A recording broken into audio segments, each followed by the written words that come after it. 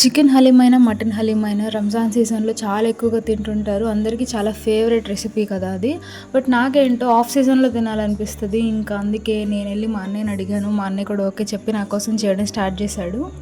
మేమిద్దరం కలిసి ఈ రెసిపీని ఈక్వల్‌గా షేర్ చేసుకున్నాం. లైక్ నేను చికెన్ కబాబ్ చేద్దామని, వాడేమో హలీమ్ చేద్దామని చెప్పి, ఇంకా వాడు తన ప్రాసెస్ స్టార్ట్ చేసుకొని నా కోసం మొత్తం రికార్డ్ చేసి, షూట్ చేసి మొత్తం పెట్టాడనమాట.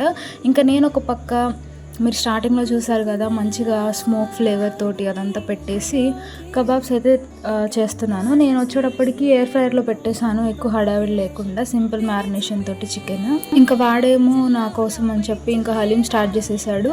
హలీం కూడా చాలా త్వరగా అయిపోతుంది. మంచిగా ఒక 1 అవర్ టైం ఉంటే చాలు అన్నీ దగ్గరకు వచ్చేస్తాయన్నమాట. ఇంకా వెంట నేను ఫ్రైడ్ ఆనియన్స్ ఏమో ఎయిర్ ఫ్రైయర్‌లో పెట్టేసాను. త్వరగా అయిపోయింది. ఇంకా చికెన్ కబాబ్స్ కూడా అయిపోయాయి.